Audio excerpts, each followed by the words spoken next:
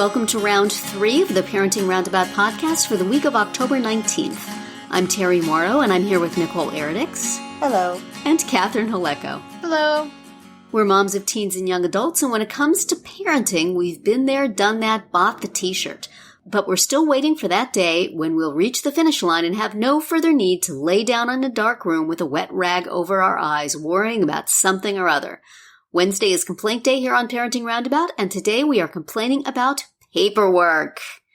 Nicole, you've had some paperwork to fill out lately, have you? Yes, this is an extension of Monday's discussion, and I started off the week doing some paperwork for an application to go back to school, and that required several different forms and filling things out. Most of it was done online, thankfully, but I still had to muck around with a bunch of stuff. And then midway through the week, my son, who has since moved out of state for school, needed to transfer his car registration.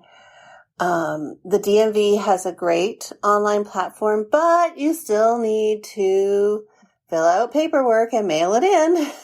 And so that was more paperwork. And of course, keeping in mind that we don't use our printer a lot. So, our printer ink runs out and I don't know about it because I'm not using it every day.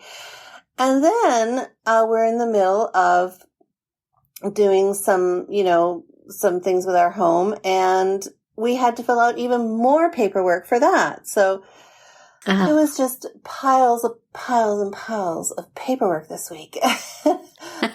and there's two things about it that super annoy me is that, number one, why does it have to be like this huge ordeal? I mean, I guess I know for, obviously legal reasons and stuff, but is there not a way to streamline this stuff? And second of all, what am I going to do in 25 years? I mean, I can barely understand it now. What am I going to do when I get older? I don't have any, I'm not sure I'm going to be able to figure this stuff out. So, oh, jeez, that's a good point. So I'm really over the paperwork, and I wish it could be a little bit, or maybe my brain just isn't working as well as what it used to. I don't know. We've just gotten so used to whenever we go to a website and it says, agree to these terms, and they're in tiny print, and you just scroll through it and said, okay, at the end without ever reading it. And you wish you could do that. It's too important, if you're doing this big grown-up people paperwork and stuff like that. You have to read it all, but it's like, do I have to? Can't I just press the button? Right. I'm sure you look honest. It's okay. You're probably not going to steal my data. Yeah, we're running into some of these, now that our daughter is in college out of state, and we got her different insurance because the one we have wasn't going to cover anything where she is. So, we had to get her a second form of insurance, and she's still like a, additional person on ours, but luckily my husband did most of the work for that, but he was he used the, what's it called? The exchange, the Obamacare thing, to help him find it. And I think, thank goodness he did it, but, it was pretty good. But there was still a lot of actual phone calls of people from the ACA, calling him and him calling them and uploading this and emailing that and snail mailing this and snail mailing that. And, yes. And I don't know if I taught my daughter well enough, how to snail mail. For the first month that she was at school, she didn't know that she had to check her mailbox because whenever she would get a package, they notify her. Yeah. And so she would go and pick it up. So she didn't realize that you don't get a notification for every single piece of mail that goes into your mailbox. So there was there was about a month's worth of mail just sitting there. Whoa. Oh. So, yeah. Yeah. My daughter's university clued into that, and they actually took all the student mailboxes away, and now they just keep all the mail behind the desk and notify the kids every time they get something. Oh, they do? Yeah. That's yeah. funny. They're like, yeah, nobody's checking this stuff. Right.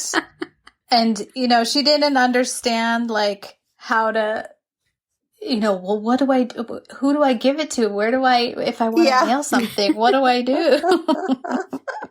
Well, do you remember when my son came to me asking for, what did he call it? It was like a letter holder. He was looking for an envelope. A wrapper. What the heck? Yeah. Oh, man. Yeah, I don't know if my kids would necessarily know how to mail a letter either. Yeah. They would just hand it to me. That's how you do it. Right. Mom takes care of it.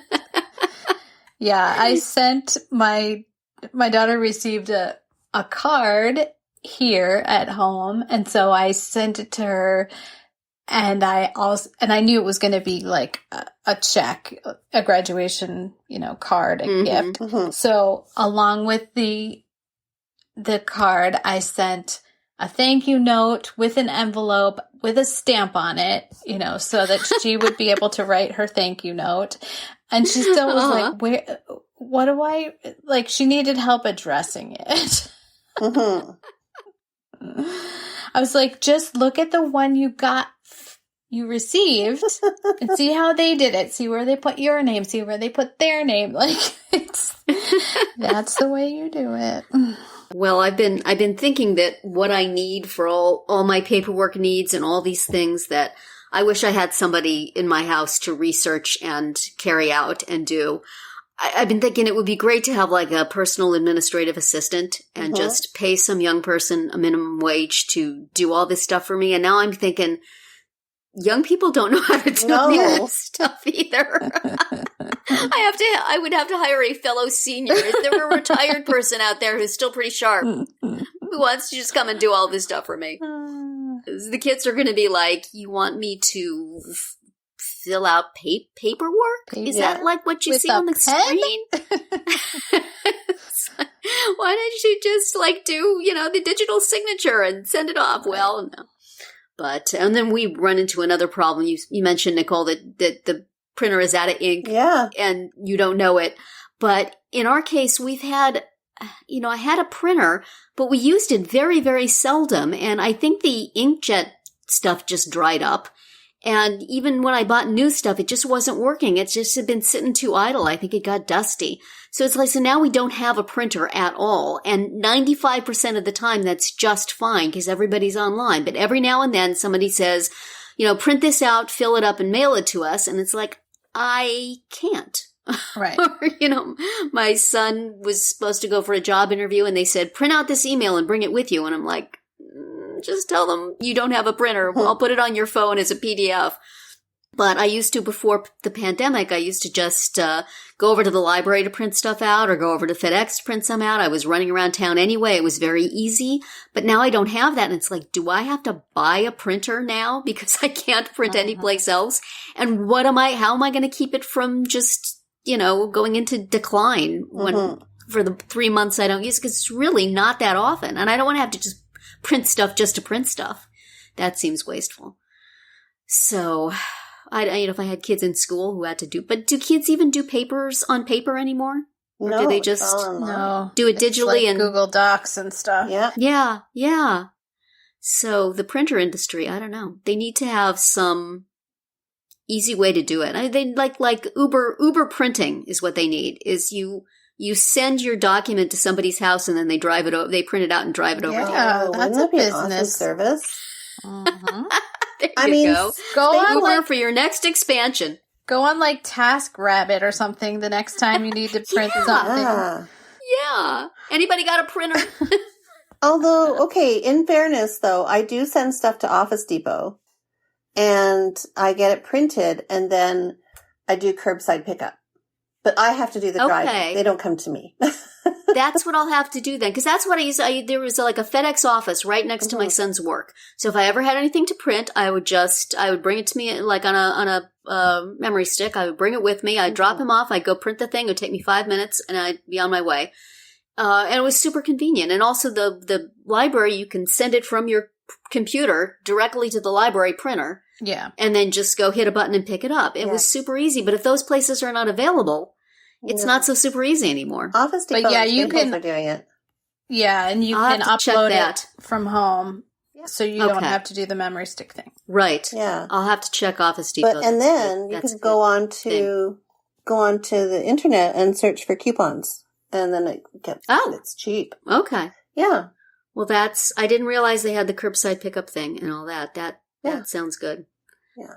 It'll cost a lot of the times when they tell you to bring a hard copy of something and then nobody ever looks at it. So, I don't think anybody asked my son for a copy of the email. I think it's just, they just put that there. A lot of times when we go to get takeout, they said, print out this receipt and bring it with you. And then nobody ever asks to look at it. So I don't want to go through all that trouble for that. No. But in fact, I had to return something to a store the other day, and, I went to look online because I ordered it online, and I went to look online to print off the receipt, and they just said, nope, just show, on the email or whatever it was that confirmed my order, it just said, show the salesperson this email, and there's a barcode at the bottom, and that's your receipt. And I'm like, oh, that's nice. Yeah. Don't have to worry about keeping receipts. Yeah. Then, if there's something that my husband needs to go pick up with something like that, and I have to a smartphone. Give him my phone. Yeah, he doesn't have a smartphone. So I have to give him my phone, and then I have to tell him how to do the password to open it. And then if it closes down, here's where you find it. And it's like, he's just getting that glazed deer in the headlights look. And that's when I wish I could just print it out and hand it to him. And here's a piece of paper, honey, you understand this. Right. This is easy. But, I love the digital, and let it all be digital. It's so much easier. Mm-hmm. Yeah. And so much less clutter. Oh, well. Paperwork seems archaic, doesn't it? It seems like something that we shouldn't have to deal with anymore. There should be an easier way. Well, and if you've got any suggestions. But I really do like your idea of having somebody do it. Yes. I think that's, I seem to be like when I joined AARP or something, or there's some other senior help organization, umbrella, I think it is. I think one of the things that was being offered was somebody will do this stuff for you. But I haven't been able to find that page again to say, all right, over here. It's time. Because I tried to outsource it to my kids and my husband, and they're not having it. No. Mm-mm. I need to outsource yelling at people, I got this bill from my insurance company. I think it's wrong. Could you call them and yell at them for me? Oh, yes, ma'am. Certainly. Or sitting and waiting on the phone just for customer service. That's right. Will you go sit on hold for 45 minutes? Well, that's Absolutely. A whole other podcast from the sounds of it. So anyway, we'll wrap this one up then. And that's it for today's round 3. Tune in tomorrow and we'll talk about kids and motivation. And then on Friday to see what we've come up with for our Roundabout Roundup picks this week. Find all our episodes at parentingroundabout.com and talk back in the comments there, on our Facebook page, or on Twitter, where you'll find us at Roundabout Chat.